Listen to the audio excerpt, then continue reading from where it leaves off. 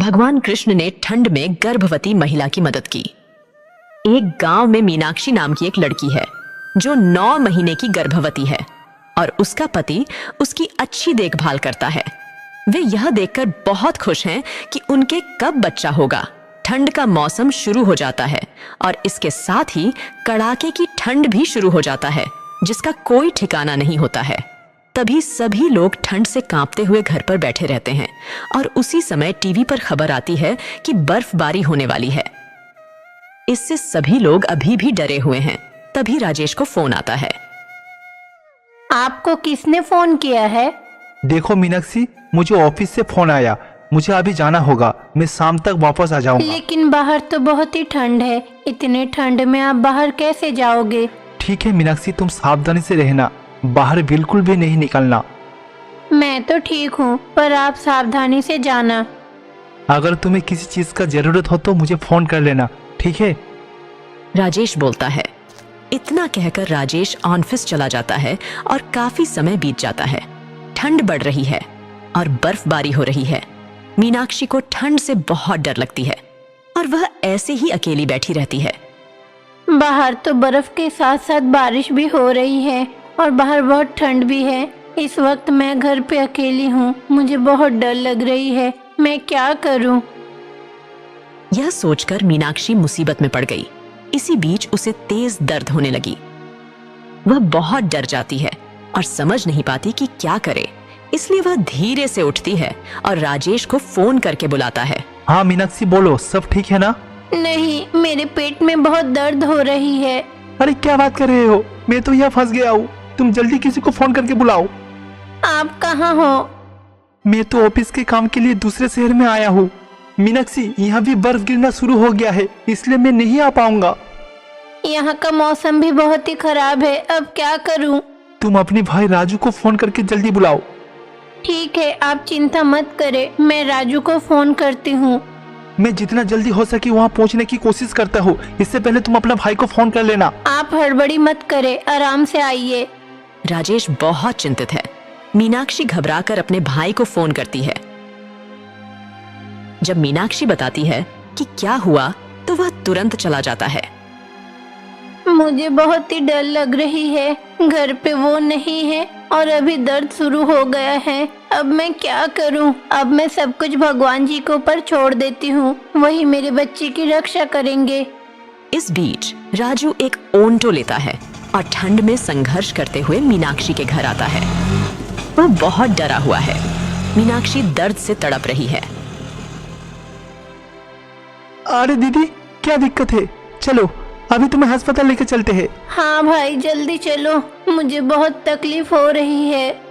अरे हाँ दीदी, मैं तो यहाँ हूँ ना, मैं तुम्हें बहुत ही सावधानी से अस्पताल ले जाऊंगा। राजू मीनाक्षी को लेकर ऑटो में बैठ जाता है। राजू अपनी बहन को यह कहते हुए कंबल देता है कि बर्फ के कारण बहुत ठंड है। ठंड मीनाक्षी से बर्दाश्त नहीं हो रही थी। दोनों इतना कांप रहे हैं कि बैठ भी नहीं पा रहे हैं। बर्फ की बारिश बहुत तेज है जिसके कारण सड़क वास्तव में दिखाई नहीं दे रही है। वे न जाने क्या करें, बहुत संघर्ष करते हैं। बाहर तो बहुत ही ठंड है, मैं बर्दाश्त नहीं कर पा रही हूँ। हाँ दीदी, ये तो सच है, मैं भी इसका सहन नहीं कर पा रहा हूँ। ऐसे परिस्थिति में अस्पताल कैसे पहुँच पाएंगे? हाँ, मुझे बहुत ही डर लग रहा है। बर्फ गिरने के कारण मुझे कुछ दिखाई भी नहीं दे रहा है। अरे मेरे साथ ही ये सब क्यों हो रहा है? अरे दीदी डर मत, मैं तुम्हें अस्पताल तक जरूर लेकर जाऊंगा। इसी प्रकार राजू उस ठंड में चल रहा है तो वह ठंड बहुत बढ़ जाएगी। बर्फ के कारण सभी लोग ठिठुर रहे थे। राजू को समझ नहीं आ रहा कि वह क्या करे।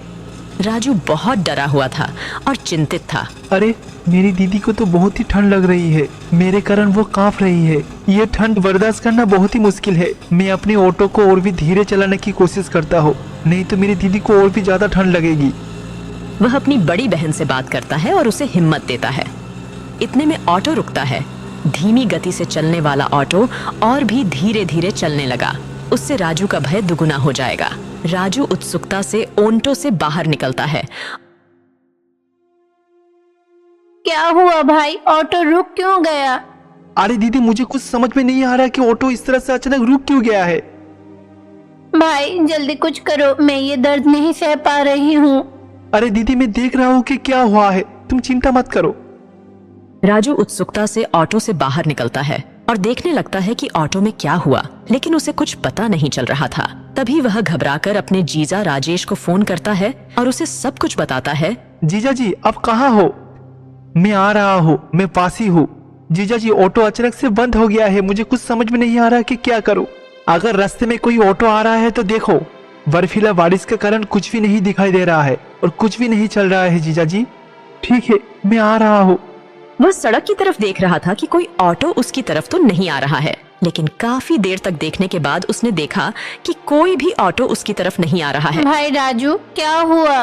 दीदी, बर्फ के कारण शायद इंजन बंद हो गया है, इसलिए गाड़ी रुक गया है। भगवान जी, ये आप क्या कर रहे हैं?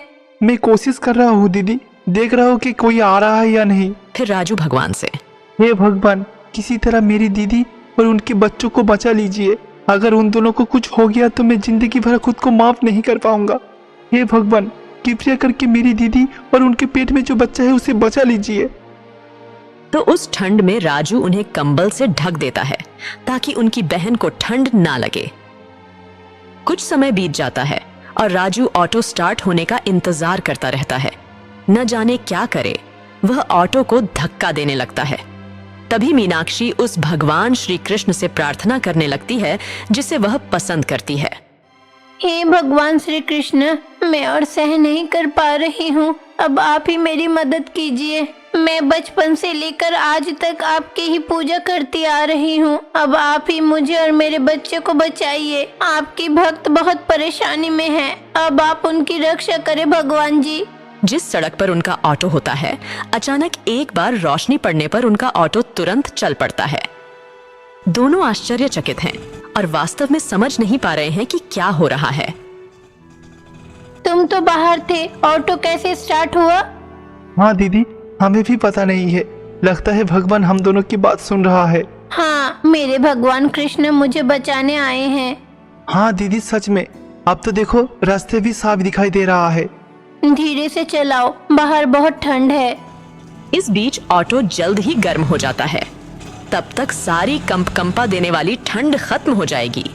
चारों तरफ बर्फबारी हो रही थी, लेकिन फिर भी उन्हें ठंड नहीं लग रही है और वे जिस रास्ते से जा रहे हैं वह भी साफ नजर आ रहा है। इससे राजू बहुत खुश है।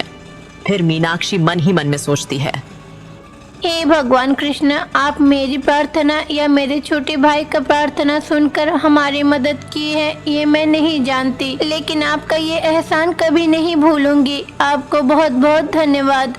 मीनाक्षी बहुत खुश है। ऑटो गर्म होते ही तेजी के साथ चलने लगती है। वे अंततः अस्पताल पहुंचते हैं और मीनाक्षी एक बच्चे को जन्म देती है। इसी बीच राजेश आता है और सभी लोग उस श्री कृष्ण की पूजा करते हैं। फिर सभी लोग भगवान को धन्यवाद कहते हैं। भगवान की कृपा से हुआ है। ये सच है कि भगवान तुम्हें और मेरी बच्चों को बचा लिया है। हाँ जीजा जी, दीदी ने शायद बहुत ही पुण्य काम किया है। हे भगवान श्री कृष्ण, आप हमारी पत्नी और हमारे बच्चों को बचाने के लिए आपको बहुत बहुत धन्यवाद स्वामी। स्वामी, आपका ये कृपा कभी नहीं भूलूंगा। इस प्रकार भगवान को धन्यवाद देकर हर कोई बहुत खुश होता है